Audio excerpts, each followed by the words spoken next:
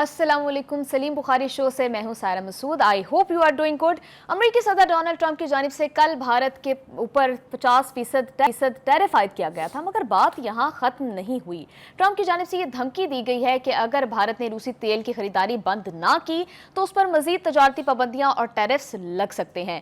मगर point two pointer is कि अचानक ट्रंप के दिल में यूक्रेन के लिए इतनी हमदर्दी क्यों जाग रही है? क्या भारत से इतनी नाराजगी की वजह सिर्फ रूसी तेल की खरीदारी है या फिर पसे पर्दा कुछ और अमेरिकन इंटरेस्ट इस मामले के साथ जुड़े हुए हैं? इसी तनाजुर में एक और बड़ी इंपॉर्टेंट डेवलपमेंट हमारे सामने आई है। अमेरिकी सदर Donald Trump Russian president Putin से मुलाकात करने वाले हैं आइंदा दिनों में, और ज़ेलेंस्की भी पुतिन से मिलने वाले हैं। तो रशियन यूक्रेन वॉर जो कि 2022 से जारी है, उस पर इन मुलाकातों का क्या असर होगा?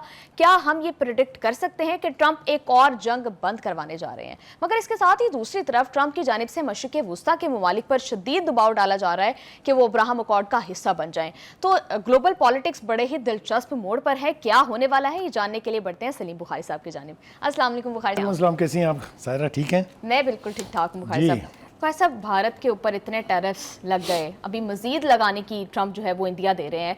इतनी नाराज़गी, इतना ज़्यादा जो उनके रिलेशनशिप्स ख़राब हो गए हैं, इसकी वजह क्या है? क्या सिर्फ रूसी तेल की खरीदारी ही रीज़न है? देखिए, बज़ाहिर जो बयान की जा रही है वो तो रीज़न यही है जी, लेकिन मेरे ख्याल से ट्रंप ताश के पत्तों की तरह से एक बाजी लगा रहे हैं। दूसरे लफ्ज़ों में आप कह सकते हैं कि जुआ खेल रहे हैं। एक हिंदुस्तान के साथ उसके ताल्लुकात जो हैं उसमें जिस किस्म की तलखी आ गई है, उसका कोई ना कोई पस मंज़र ज़रूर है जी। और वो पस मंज़र हम कोशिश करेंगे बयान करने की कि वो क्या है। देखिए, भारत की क़यादत की तरफ से इस वक्त जो स्टांस लिया गया है ट्रंप के इक़दाम के ख़िलाफ़, वो हैरान कुन है। दो वजूहात हैं उसकी। पहली बात तो यह है कि हिंदुस्तान की इकॉनमी बड़ी स्ट्रॉन्ग इकॉनमी है। बज़ाते ख़ुद हिंदुस्तान एक बहुत बड़ी मार्केट है, लिहाजा उसकी क़यादत की तरफ से, उसकी जो लीडरशिप है उसकी तरफ से जो दो टोक गुफ्तगू की जा रही है, मिसाल के तौर पर उन्होंने कहा कि हम रूसी तेल ख़रीदना बंद नहीं करेंगे। ये जो भरपूर जवाब है, इसके पस मंज़र में और बहुत सारी चीज़ें हैं। देखिए, मोदी की तो बैंड बज रही है ना पूरे भारत के अंदर, चाहे वो राहुल गांधी बजा रहे हैं, चाहे वो बाकी दीगर जमातों के और बाकी दीगर जो सूबे हैं उनके वज़ीर आला बजा रहे हैं। मगर ये सब कुछ बेमानी नहीं है, वो चुप हैं। क्यों चुप हैं? वो हमें राहुल गांधी ने बताने की कोशिश की कि जनाब इनकी शेबी डील है एक, जिसकी डर की वजह से वो नहीं बोल रहे हैं। लेकिन इज़ दैट ऑल? मेरा ख्याल ये है कि एक तो मोदी साहब को बिहार का इलेक्शन लड़ना है, लिहाजा उसको एक स्ट्रॉन्ग पोजीशन लेनी है कि देखो जी, अमेरिका बादल के सामने खड़े हो गए वो। उसके बाद एक जनरल इलेक्शन भी आने वाला है। बीजेपी की जो मकबूलियत है वो कम हो रही है जी, ठीक है। एक तो ये मंजरनामा है। ये लेकिन भाई साहब, ईरान ने भी तो स्ट्रॉन्ग पोजीशन ली है अमेरिका के अगेंस्ट। देखें ना, ईरान ने स्ट्रॉन्ग पोजीशन ली है अमेरिका के खिलाफ एक जंग जीत के जी। वो जंग जिस भी लिहाज से आप उसको जंगी तनाजुर में देखें, ईरान हैज़ वन, क्योंकि बैकफुट पे जाना पड़ा। ट्रंप को आके सीज़ फायर करवानी पड़ी इसलिए कि इसराइल की भी बैंड बज रही थी। एनीवे, अब आइए जनाब, ये सूरत हाल मंजरनामा है क्या? ये मंजरनामा ये है कि 25 से 50% कर दी उन्होंने टैरिफ का रेट हिंदुस्तान के खिलाफ, और साथ वो ये धमकी भी दे रहे हैं कि अगर तुमने ये रवैया अपना ठीक ना किया तो मैं इसमें मज़ीद इक़दाम भी कर सकता हूँ। तो एक तरह से बिल्कुल हम अगर देखें तो अमेरिका और भारत के बीच ठनी है जी। लेकिन बुखारी साहब, भारत के अंदर से ये तनकीद की जा रही है, जो कि इवन प्रेसिडेंट ट्रंप से भी ये सवाल उनके सहाफ़ियों ने भी किया कि दीगर ममालिक भी तो रशिया से तेल खरीद रहे हैं, उनके साथ इस तरह का बर्ताव नहीं है। देखिए, बात ये है, इस वक्त लाइमलाइट में भारत है, इंडिया इस वक्त लाइमलाइट में है। ट्रंप साहब उनसे बिगड़े हुए हैं।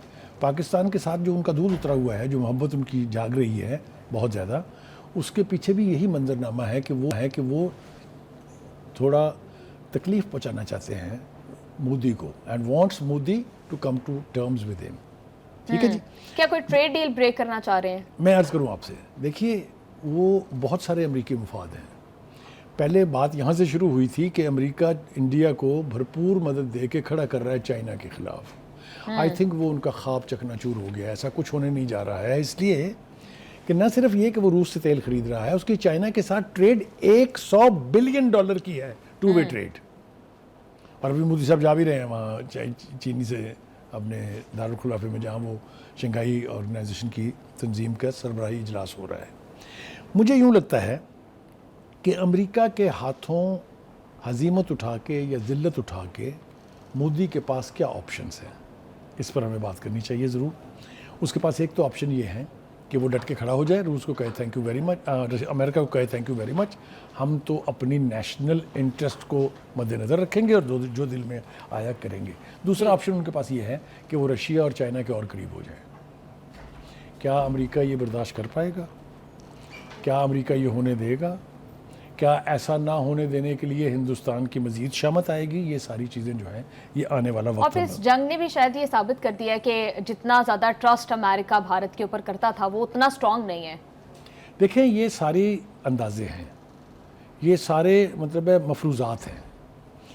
एक बात और जो भारत में कही जा रही है वो ये है कि भारत के पास ये ऑप्शन भी है कि वो डॉलर से डीलिंक हो जाए और रूस और चाइना के साथ मकामी करेंसी में, जिसको कहते हैं ना बार्टर तो खैर इज़ अ बैड वर्ड, लेकिन ये कि आप अपनी लोकल करेंसीज में कारोबार करते हैं कि आप चाइना से जो ख़रीदें तो उसमें आप अपने पैसे दें, वो अपने पैसे दें। ये इस तरह की सूरत हाल जो है ये इस तरफ भी जा सकती है। दिस इज़ वन पॉसिबिलिटी जी।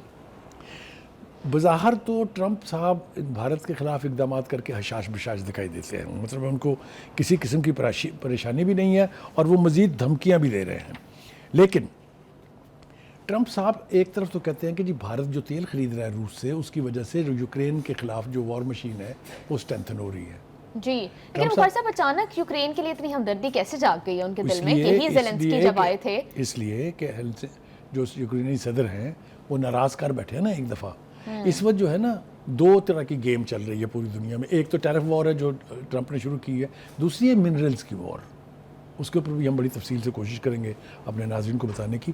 तो मिनरल्स के लिए डील से इनकार किया था यूक्रेनी प्रेसिडेंट ने, अगर आपको याद हो, और इसीलिए वाइट हाउस में बैठे हुए तलखी भी हुई थी दोनों के बीच, जिसके नतीजे में वो दौरा मुख्तर करके वापस चले गए थे। याद है आपको? और बड़ा मीडिया ने, इंटरनेशनल मीडिया ने उछाला था इसको कि देखे जी तमाम डिप्लोमेटिक नॉर्म्स को एक तरफ रख के एक विजिटिंग प्रेसिडेंट के साथ क्या सलूक हुआ है। तो मिनरल की डील्स ना करने की सज़ा कह लीजिए आप, ये प्रेशर कह लीजिए, वो प्रेशर भी डाला जा रहा है।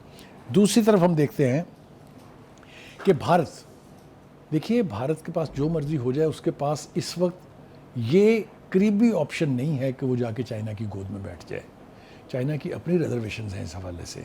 चाइना की ट्रेड ज़रूर है लेकिन इनके बॉर्डर इश्यूज भी हैं। वही मैंने, बॉर्डर सीरियस इश्यूज हैं, उसके ऊपर वॉर हो चुकी हुई है। अभी तिब्बत के अंदर जो डैम बनाया जा रहा है उसके ऊपर हिंदुस्तान की रिजर्वेशंस है। वहाँ पर जो सलूक हिंदुस्तान की फ़ौज के साथ हुआ था उस पर भी उनकी रिजर्वेशन। तो टेंशन की नौयत ऐसी है कि हम ये नहीं समझ सकते या तस्वुर कर सकते कि इन दोनों के बीच में हथजोड़ी होने जा रही है, दोनों एक दूसरे के साथ होने जा रहे हैं। मुखर्जी साहब, राहुल गांधी ने जो तनकीद किया बड़ी वैलिड किया। उन्होंने कहा कि इतना टैरिफ लग गया, और वैसे भी हमने देखा है कि जब जंगें हारती है कोई कौम, जो हुकूमत उस टाइम पे हुकूमत उस टाइम पर इक़्तिदार में होती है, वो जंग हारने के बाद रिजाइन कर देती है या उसकी हुकूमत खत्म हो जाती है। तो क्या कोई चांस है कि मोदी के खिलाफ भी ये देखिए इस वक्त उसके खिलाफ जो महाज खड़ा है, जिसको लीड कर रहे हैं राहुल गांधी, वो तो बहुत खौफनाक है।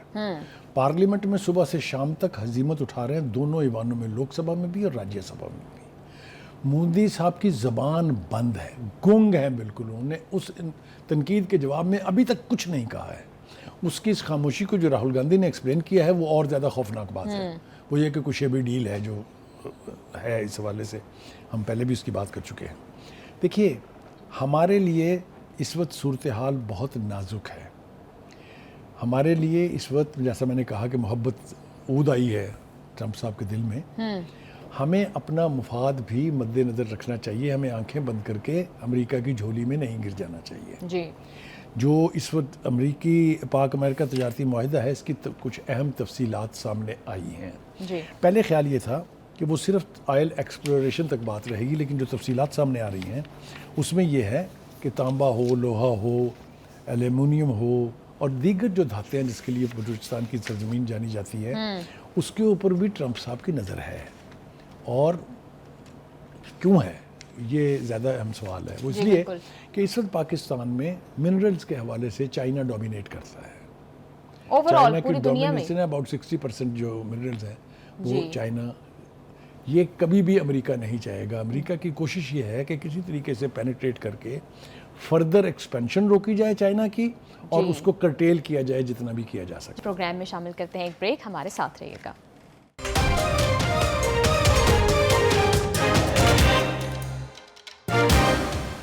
साहब, अकॉर्डिंग टू अ रिपोर्ट 2024 में चाइना की जो रेयर अर्थ मेटल्स की प्रोडक्शन है वो 2,70,000 थी, जबकि अमेरिका की जो थी वो 45,000 अब थी। आप इतना देखिए huge कितना difference है। कितना ह्यूज गैप है।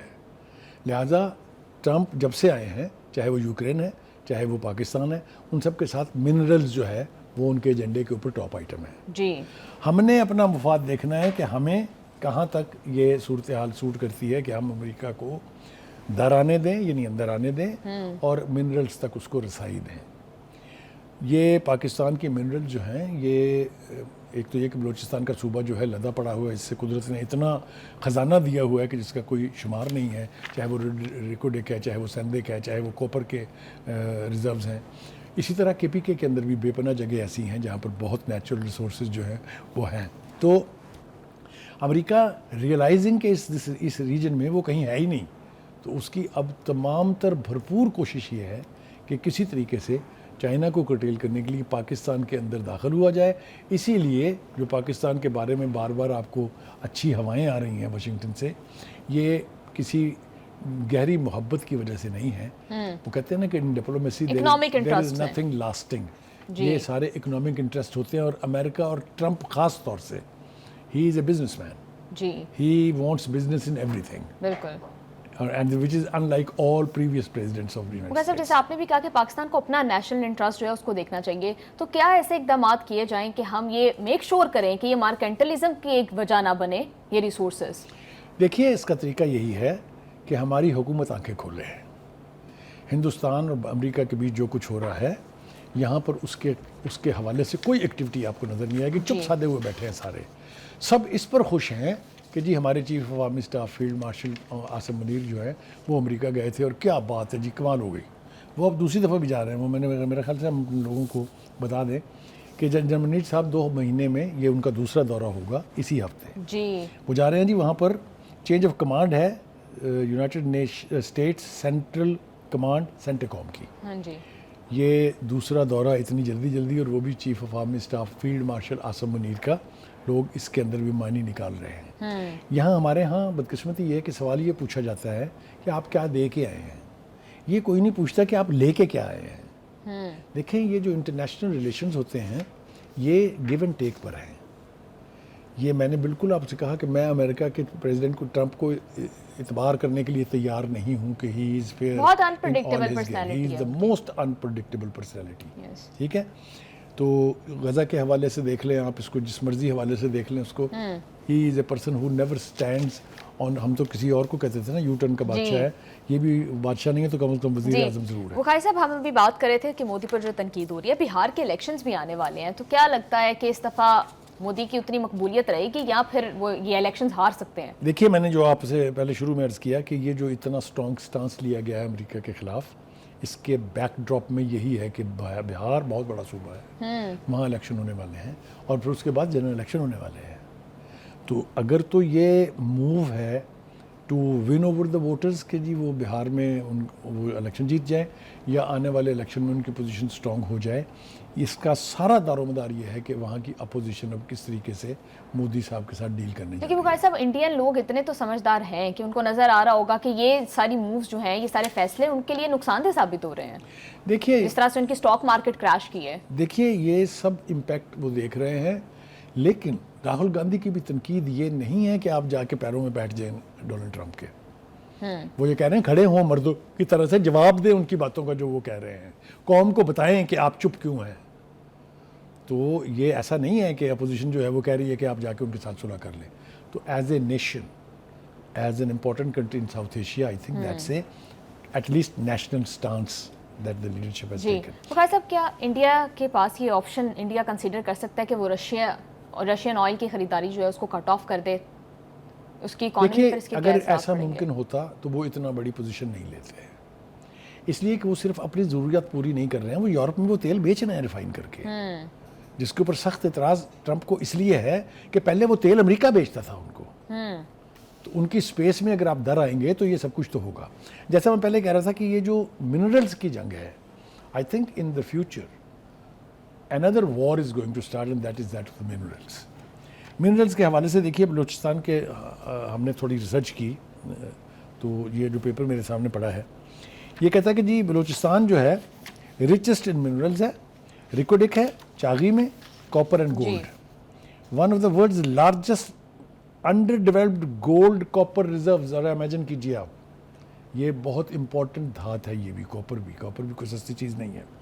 संदक है जी, फिर उसके बाद कॉपर गोल्ड सिल्वर है इसमें। संदक में ऑपरेटेड विद चाइनीज़ असिस्टेंस। जरा मैंने पहले बताया कि अमेरिका को ये तकलीफ भी है कि चाइना बड़े भरपूर तरीके से पाकिस्तान की मिनरल्स के साथ इन्वॉल्व है और वहाँ से मतलब है मिनरल्स जो है वो एक्सट्रैक्ट की जा रही हैं। अच्छा जी, उसी तरीके से जी पाकिस्तान के जो लार्जेस्ट नेचुरल रिजर्व्स हैं वो चागी हिल्स है, यूरेनियम और ग्रेनाइट, मार्बल एंड क्रोम भी है वहाँ पर। खुशदार में क्रोमाइट, लेड एंड जिंक।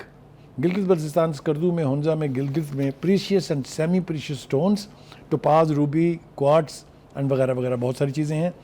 आपको मैं ये याद दिलाता चलूँ कि major exporter of mines and minerals जो है उसका ग्लोबल ओवरव्यू कहता है कि China is the largest exporter of minerals.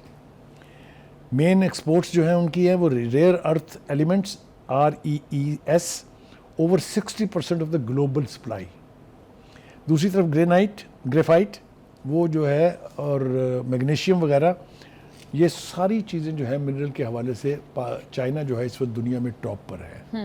ये भी मेरे ख्याल से अमेरिका के लिए वो खैर साहब, आपको लगता है कि सारे मामलात इन मिनरल से एसोसिएटेड हैं? मेरा ख्याल ये है कि जैसा मैंने कहा कि दूसरा फेज़ जो होने जा रहा है वर्ल्ड वॉर का, आई मीन इकोनॉमिक वॉर का, वो मिनरल्स के ऊपर होगा। यही लड़ाई अमेरिका की यूक्रेन के साथ है, यही मोहब्बत मिनरल की वजह से हमारे साथ है। अब देखते हैं आगे ये क्या होता है, क्योंकि चाइना खामोश तो नहीं बैठेगा ना। जी मुखर साहब, मुझे ज़रा ब्रेक पे जाना है, लेकिन एक छोटी सी बात रह गई है कि भारत ने जो पाकिस्तान के खिलाफ, भारत और इसराइल का गठजोड़ था वो बेनकाब हो गया है और इसराइली वज़ीर-ए-आज़म ने खुद इतराफ़ किया है कि उन्होंने भारत को वेपन सप्लाई किए थे इस जंग के लिए। इसके बारे में पहले भी कोई इबाम नहीं था, अगर आपको याद हो, हम अपने प्रोग्राम में कहते रहे, ना सिर्फ ये कि वेपन्स और असला देता रहा वो और ड्रोन्स देता रहा, बल्कि एक्सपर्ट्स भेजते रहे। पूरे आज़ाद कश्मीर की पूरी स्ट्रेटजी जो है वो इसराइलियों ने तय की हुई है। इस जंग में जो नतीजा निकला है उस पर मेरा ख्याल से वो इसराइल के जो एक्सपर्ट्स हैं वो भी मुंह छुपाते फिर रहे होंगे, इसलिए कि जो ख्वाब उन्होंने दिखाए थे कि हमारी टेक्नोलॉजी की वजह से, हमारी सपोर्ट की वजह से ये हो जाएगा, पाकिस्तान बैठ जाएगा झाग की तरह से, वो सब कुछ नहीं हुआ। मुखार साहब, नेतन्याहू कह रहे हैं कि वो भारत आना चाहते हैं, क्या चांस है? क्योंकि नेतन्याहू को पाकिस्तान खड़कता है और भारत को भी, तो क्या चांस है कि ईरान के बाद पाकिस्तान पर भी हमें ये देखना होगा कि इन दोनों के अंदर कॉमन चीज़ क्या है। जी, इन दोनों के अंदर मुंह को खून लगा हुआ है मुसलमानों। इस्लामोफोबिया तो है ही, लेकिन मुसलमानों का खून लगा है इनके मुंह। मोदी भी मार रहा है धड़ाधड़ कश्मीरियों को और भारत में दूसरे इलाकों में, और इसी तरह से नेतन्याहू ने गजा के अंदर जो तबाही मचाई है वो सबके सामने है। तो they are arm in arm, they are brother in faith कि मुसलमानों को नहीं छोड़ना है। एक और बात जो रह जाएगी मेरे ख्याल से इस वक्त कर लेनी चाहिए, ट्रंप जो हैं वो फिलहाल बहुत खुशी का इजहार कर रहे हैं कि नए टैरिफ नाफिज होने से अमेरिका में अरबों डॉलर आ गए। मुमकिन है आए होंगे अमेरिका ने जुमेरात को दर्जनों ममालिक की अशिया पर नए महसूलात लगाने, वो कहते हैं ना अंट पक जाए, पंजाबी में कहते हैं ना कि जब एक दफ़ा आपका निशाना ठीक लग जाए तो फिर आप बाज नहीं आते हैं। तो बहुत सारे इकदाम जो हैं वो होने वाले हैं। दीगर ममालिक के ख़िलाफ़ भी उन्होंने कहा है कि 3 हफ्तों के अंदर जो टैक्सेस हैं, जो टैरिफ है वो 2 गुना हो जाएगा। शाम, म्यांमार, लाओस जैसे मुल्कों को 41% टैरिफ का सामना है। तो मौसूफ जो हैं, जैसा मैंने पहले कहा था, माल इकट्ठा करने के चक्कर में कि जहाँ से भी आए, जिस तरह से भी आए। साहब, मोदी अभी बीजिंग जाने वाले हैं 31 अगस्त को, तो क्या ये मूव इसलिए की जा रही है ताकि ट्रंप के ऊपर प्रेशर एक्सर्ट किया जाए, क्योंकि ट्रंप भारत के ऊपर प्रेशर एक्सर्ट कर रहा है? देखिए, पहली बात तो ये है कि ये दौरा जो है उनका चीन का अभी तय नहीं हुआ है जी, ये ट्रंप के एक्शन का रिएक्शन नहीं है, ये बहुत पहले से तय हुए भी होते हैं। लेकिन this is an opportunity for Modi.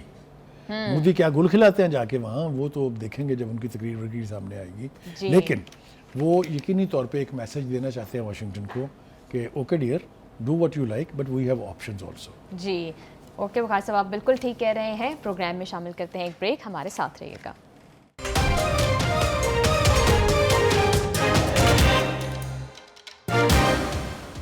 Bukhari साहब, ट्रंप और पुतिन के दरमियान आइंदा आने वाले दिनों में मुलाकात तय पा गई है, क्या नताइज निकल सकते हैं मुमकिन तौर पर इस मीटिंग से? देखिए, बुनियादी तौर पर तो ये दो पहाड़ों का टकराव है।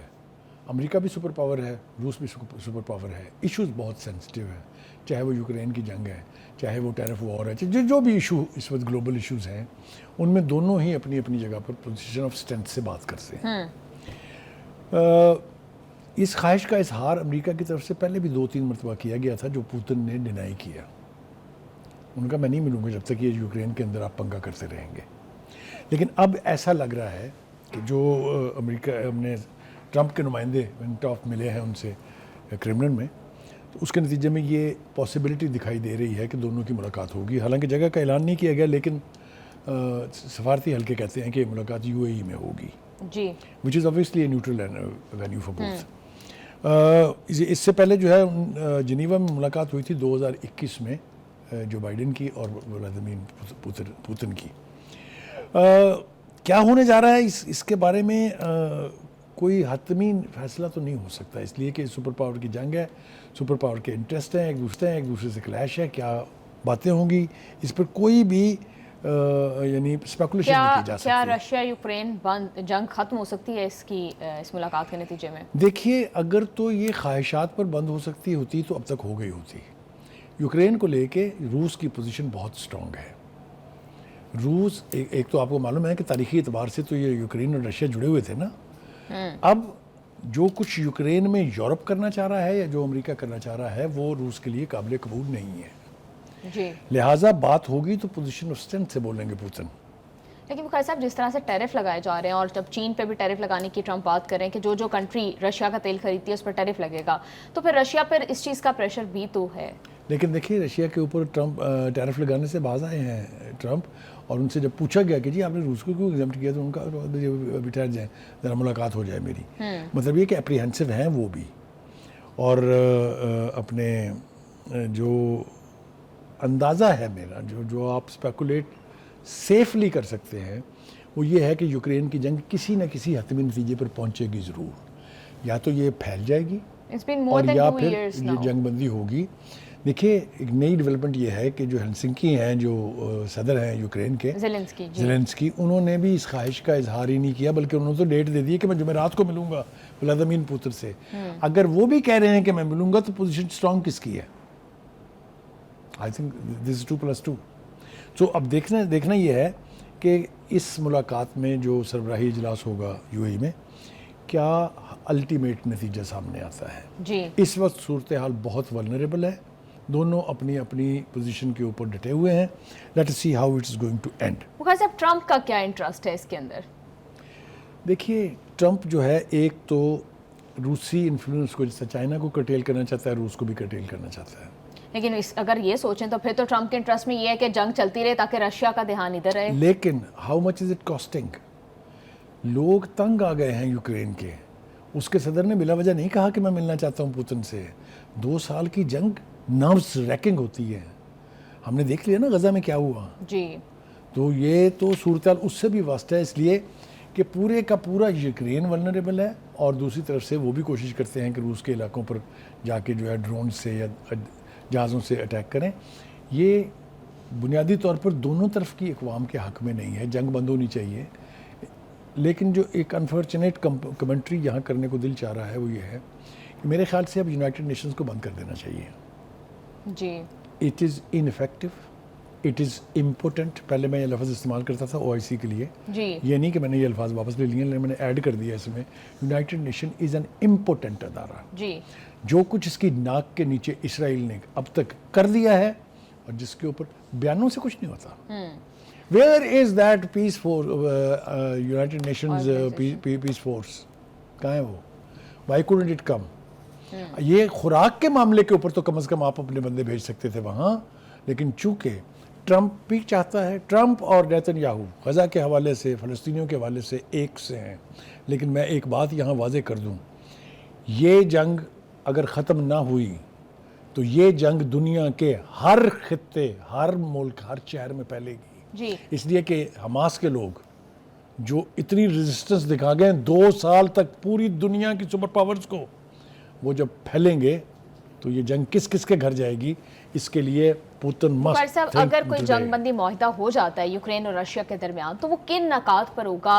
क्या रशिया जो लैंड ग्रैब कर चुका है इस जंग में वो उसे रिटर्न बैक ये करेगा? तो प्री कंडीशन अनाउंस कर दिया पुतिन ने कि जिस इलाके पर हमारा कब्जा है वहां से हम वापस नहीं जाएंगे। तो फिर जंगबंदी ये तो पहली शर्त है उसकी कि इस पर तो आप बात ही ना करें। जी, इसके बावजूद भी अगर बात करने पर तैयार हो गए हैं तो कहीं ना कहीं तो बात पहुंचेगी ना। तो मेरा ख्याल ये है कि हमें थोड़ा सा इंतजार करना चाहिए। ये क्या होने जा रहा है, इसलिए कि बहुत सारी मुलाकातें हुई हैं। इस्तांबुल में भी रूस और अमेरिका के दरमियान मुज़ाकरात हुए थे, जिसमें रूसी मुज़ाकरातकारों ने यूक्रेन के हवाले से सख्त शराइत जो है वो आयद की थी। तो Russian position is very strong vis-a-vis Ukraine. Let's see what comes out of it. जी बुखारी साहब, अब नेटो का क्या बनेगा? क्या यूक्रेन नेटो की तरफ जाएगा? क्या नेटो इस मामले में इंटरफेयर करती है अगर ये माहिदा किसी हतमी नतीजे पर नहीं देखिए, पहुंचता? NATO is already there. NATO तो ऑलरेडी वहाँ है। उसको स्ट्रेंथन करने और जंग को बढ़ावा देने की बात हो रही है ना। जी, मेरा ख्याल ये है कि इस मुलाकात के नतीजे में 60% चांसेस ये हैं कि यूक्रेन की जंग बंद हो जाए। इसलिए कि it is heavily costing Europe, it is heavily costing even America, जी। और वहाँ के लोग भी तंग आए हुए हैं। तो कोई ना कोई रास्ता इसका निकालना पड़ेगा। बुखारी साहब, नेटो का फ्यूचर क्या है? क्योंकि अब ट्रंप की जानिब से भी कहा जा रहा है यूरोपीय कंट्रीज को कि वो अपना डिफेंस बजट बढ़ाएं। देखिए, नेटो को लेके बहुत सारी रिजर्वेशंस हैं यूरोप में भी और अमेरिका में भी। अमेरिका पहले मैसिव फंड डोनर था नेटो का, क्योंकि वो अपने इंटरेस्ट के लिए इस्तेमाल करता था उसको। जी, अब वो ये कहता है कि यूक्रेन की लड़ाई मेरी लड़ाई नहीं है, ये यूरोप की लड़ाई है, तो पैसे देना। तो कहने का मतलब ये है कि इसमें बहुत सारे स्टेक्स हैं, बहुत सारे स्टेक होल्डर हैं। Let us C what comes out of this meeting. Bukhari साहब, यूरोपियन कंट्रीज का क्या इंटरेस्ट है इसके अंदर?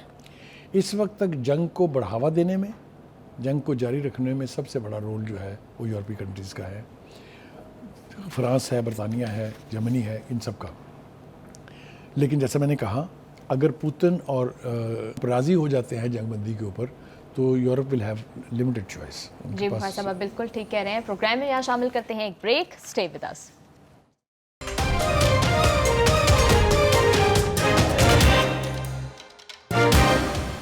बुखारी साहब, आपको क्या लगता है, ट्रंप ये ख्वाहिश का इजहार कर रहे हैं कि मशरिक़ वस्ता के ममालिक इब्राहिम अकॉर्ड का हिस्सा बन जाए। मौजूदा हालात के पेश नज़र आपको लगता है कि इस ख्वाहिश का पास किया जाएगा अरब ममालिक की जानिब से?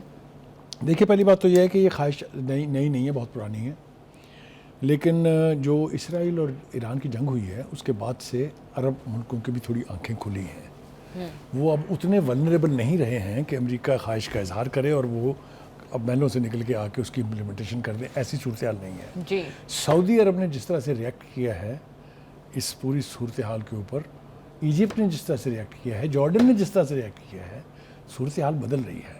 जी, वो उतनी कैटेगोरिक नहीं है। तो उसकी बहुत सारी वजूहात हैं, कुछ हम कोशिश करते हैं उसकी। पहली बात तो ये कि अमेरिका ने जो बमबारी की थी ईरान के ऊपर और ये दावा किया था कि मैंने ईरान की जौहरी सलाहियत तबाह कर दी है, ख़त्म हो गई है, उसके ऊपर जो बैंड उसकी CNN ने, वाशिंगटन पोस्ट, न्यूयॉर्क टाइम्स ने बजाई थी, वो तो आपके सामने है। तो और अभी फिर भी एक कह रहे हैं। इंटेलिजेंस एजेंसी की जो खातून थी जिसने कहा कि नहीं ऐसा कुछ नहीं है, ये प्रोग्राम सिर्फ चंद माह पीछे गया है। जी, तो ये अपनी साख की खातिर उसको इस तरह के बयान तो देने पड़ते हैं ना कि जी हमने तबाह कर दिया, बर्बाद कर दिया।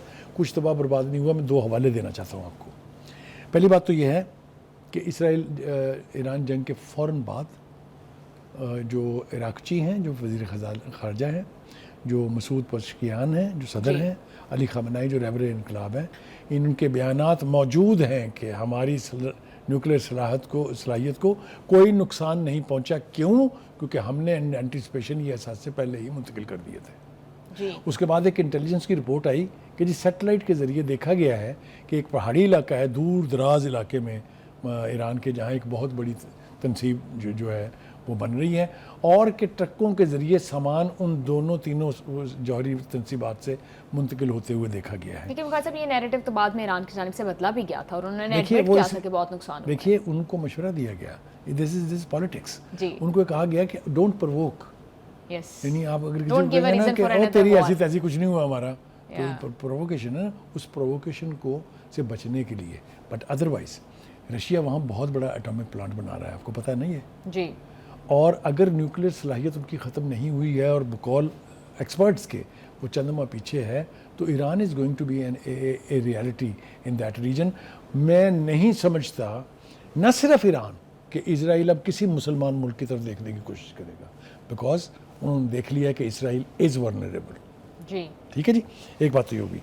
दूसरी बात यह है कि मुखर साहब क्या इस लगता है वक्त कि जो पाकिस्तान के ऊपर भी इसका प्रेशर आ सकता है कि अब्राहम अकॉर्ड का हिस्सा बने, क्योंकि फील्ड मार्शल के लास्ट विजिट के बाद भी ये काफ़ी ज़्यादा ये बात हो रही थी। ये प्रेशर तमाम मुस्लिम ममालिक के ऊपर है, ख़ास तौर से मशरिक़ वस्ता के ममालिक पर। हम चाहे वो हमारे फील्ड मार्शल हों, चाहे वो शहबाज शरीफ की हुकूमतों की ज़रूरत नहीं है कि वो इसराइल को तस्लीम करने का ख्वाब भी देख के बात करना तो छोड़ दें आप। ये नहीं हो सकता, इसलिए कि if you go back to Quaid e Azam statement कि ये हमारी शहरक है, आप कैसे डिनाई कर सकते हैं इसको। एक तो ये हो गया। दूसरी ये वक्त चूँकि थोड़ा है, ये जो ख्वाब है उनका कब्ज़ा करने का गज़ा के ऊपर, जिसके ऊपर आजकल बहुत लहदे हो रही है। जी, अच्छी बात यह है कि इस वक्त फ़ौज की क़यादत जो है और नेतन्याहू के बीच ठनी हुई है। फ़ौज का सरबराह ये कहता है कि 75% के करीब दावा है उनका, ऑलरेडी गज़ा के ऊपर हमारा कब्ज़ा है। वो एक अलग बात है कि उसी इलाके के अंदर हलाकतें भी हो रही हैं इसराइली फ़ौजियों की, जो वो ऑपरेशन करते हैं अल-कसीम स्क्वाड वाले या दूसरे। हैविंग सेड दैट, ये ख्वाब पूरा होगा या नहीं होगा, अमेरिका की तरफ से इसकी ना मुखालफत है, बल्कि मैं तो ये कहूँगा कि आशीर्वाद है कि ये किया जाए। बिल्कुल फ्री हैंड दिया गया जीनोसाइड के लिए ट्रंप की जानिब से। ट्रंप ने कहा, उनसे जब बात हुई तो उन्होंने कहा कि ये तो नेतन्याहू ने डिसाइड करना है कि what they will do their. ठीक है। दूसरी बात ये है कि ये कहाँ लिखा है कि इसराइल तो गैर एलानिया तौर के ऊपर न्यूक्लियर बम बना ले और ईरान की जौहरी तनसीब को हम नहीं रहने देंगे। क्या हमने कल भारत के एटमी धमाकों के जवाब में अपना हक इस्तेमाल नहीं किया? तो ये तो हक है ना एक इसराइल जो उस पर हमलावर हो चुका है। अब तो ऑल द मोर रीज़न कि वो डेटरेंट बनाए, क्योंकि इसराइल के पास न्यूक्लियर बम्स पहले से हैं। और बुखार साहब, अब्राहम अकॉर्ड के बारे में ट्रंप ज़्यादा कंसर्न लगते हैं एज कम्पेयर टू नेतन्याहू। देखिए, उनकी तो ख्वाहिश ये है कि पूरी दुनिया ही इनको तस्लीम कर ले और जो कुछ भी वो कर रहे हैं उसकी तरफ से आंखें बंद कर ले। लेकिन क्या ऐसा होने जा रहा है? क्या ऐसा हो सकता है? ये सारे सवालिया निशान हैं। मेरा ख्याल ये है कि इस जंग को अगर यहाँ ना रोका गया तो फिर ये जंग सिर्फ गज़ा तक महदूद नहीं रहेगी। ये मैं बार बार कह रहा हूँ और बार बार मैं वार्न कर रहा हूँ, क्योंकि ये सूरत हाल पहले एक दफ़ा हो चुकी हुई है। जी बुखारी साहब, इनका जिस तरह से आपने बताया कि इनके आर्मी चीफ के दरमियान और नेतन्याहू के दरमियान एक कॉन्फ्लिक्ट चल रहा है गज़ा जंग को लेकर, क्या लगता है कि ये फ़ौज इतना प्रेशर एक्सर्ट कर सकती है नेतन्याहू पर कि वो जंग बंद कर दे? देखिए, नेतन्याहू की स्ट्रेंथ क्या है? फ़ौज। ये सारे ऑपरेशन, ये सारी लड़ाइयाँ, ये सारी जंगें, चाहे वो सीरिया के ख़िलाफ़ है, चाहे वो लेबनान के ख़िलाफ़ है, किसने लड़ी है? फ़ौज ने। फ़ौज ही कह रही है कि बात आ जाओ। जी, लेकिन बुखारी साहब, पास्ट में भी जितने सेन माइंड्स ने नेतन्याहू को ये मशवरा दिया कि ये जंग ख़त्म कर दें या इसको वुसअत ना दें, उनको हटा दिया गया होता है। देखिए, यस, आप ठीक कह रही हैं, चीफ ऑफ स्टाफ थे और डिफेंस मिनिस्टर थे, उनको हटाया गया। लेकिन फ़ौज की क़यादत, सॉलिड फ़ौज की क़यादत जब ये कहे कि हम इससे आगे नहीं जाना चाहते और नहीं जाना चाहिए, उसने दो धमकियाँ दी हैं। उसने कहा, एक तो ये कि यरगमानियों की जान गई फिर जी, एक ये, दूसरा ये कि आपकी फ़ौज इतनी बुरी तरह से फंसेगी कि वहाँ से आपके लिए निकलना मुश्किल हो जाएगा। और फिर अब इंटरनेशनल तो जो फौजी जर्नैल है उसकी लॉजिक है। जी बुखारी साहब, आप बिल्कुल ठीक कह रहे हैं। Thank you so much for your analysis. Program का टाइम हो गया ख़त्म, हमें दीजिए इजाज़त। आपसे मुलाकात होगी इंशाल्लाह मंडे को। अल्लाह हाफ़िज़।